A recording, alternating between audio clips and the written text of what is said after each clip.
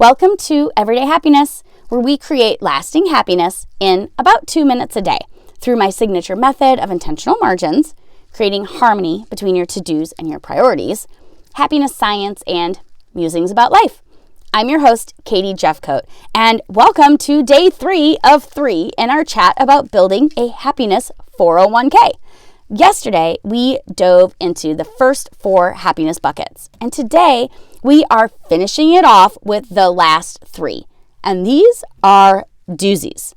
Without further delay, emotional resilience comes in as the 5th happiness bucket.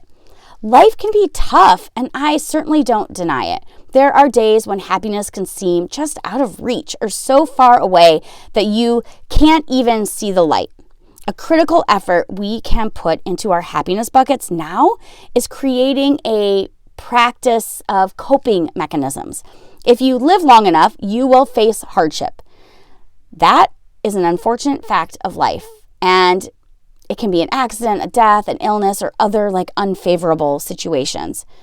But by building these routines in our lives now, we will benefit in the long term as we can adequately prepare for when bad luck kind of strikes us, rather than taking a less healthy alternative. So just figuring out what works for you.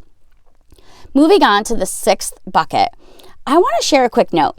A friend of mine's dad used to tell her, "The day you stop learning, you put one foot in the grave and the other soon to follow."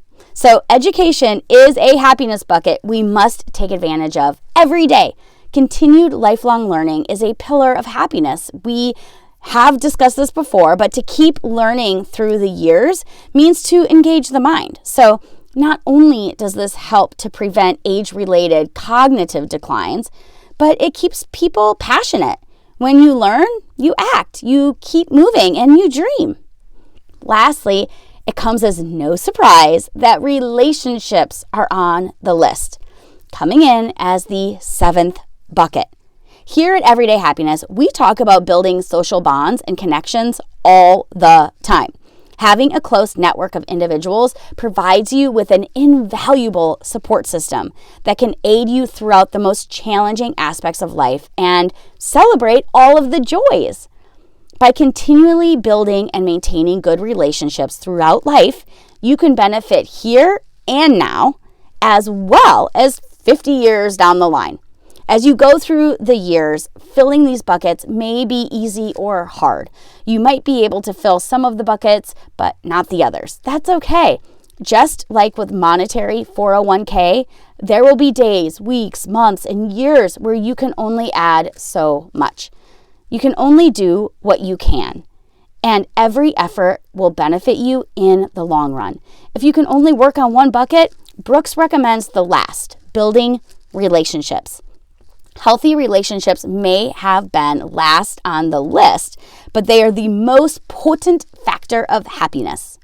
Now, you might be thinking, can you use intentional margins to aid in your happiness buckets? Absolutely.